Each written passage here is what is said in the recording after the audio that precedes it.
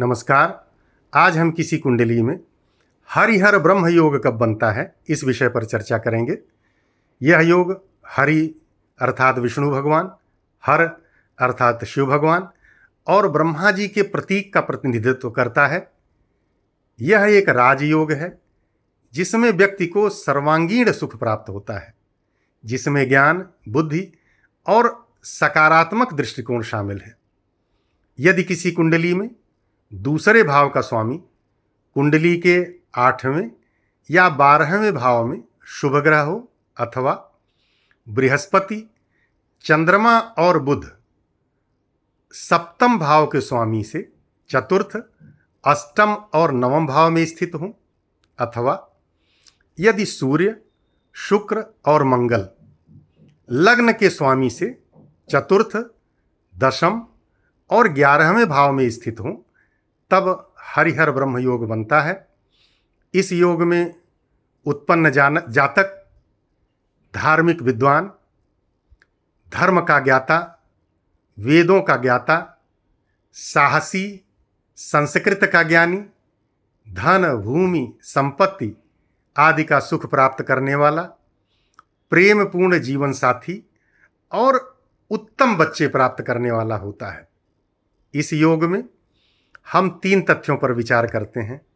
लग्न अर्थात व्यक्ति के जन्म या सृजन का द्योतक है और जन्म देने वाले ब्रह्मा जी हैं। दूसरा भाव कुंडली का धन का द्योतक है, जो सुरक्षा या संरक्षण के लिए जाना जाता है, जो भगवान विष्णु प्रजापालक हैं, उनका प्रतीक है। और कुंडली का सप्तम भाव मारक भाव होने के कारण नाश, संहार का द्योतक है, संहारक है, जो भगवान शिव का प्रतीक है।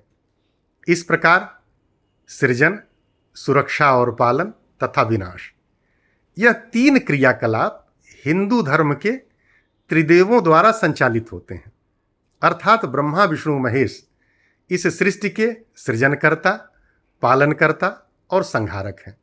अतः इन प्रतीकों के रूप में इस योग का नाम हरिहर ब्रह्म योग रखा गया है।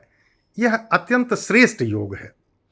इस योग में जन्मे जातक हर प्रकार के सुख प्राप्त करते हैं, आनंद का उपभोग करते हैं, अपने जीवन में सर्वश्रेष्ठ सुख भोगते हैं, दूसरों की मदद करते हैं, पवित्र कार्यों में रत रहते हैं, शत्रुओं पर विजय प्राप्त करते हैं, वेदों और संस्कृत भाषा के प्रकांड विद्वान होते हैं, समाज में अत्यंत विश्वसनीय होते हैं, प्रख्यात और प्रसिद्ध व्यक्ति के रूप में इनकी चर्चा होती है और अपना सबसे श्रेष्ठ जीवन जीते हैं, अत्यंत सुखमय जीवन जीते हैं।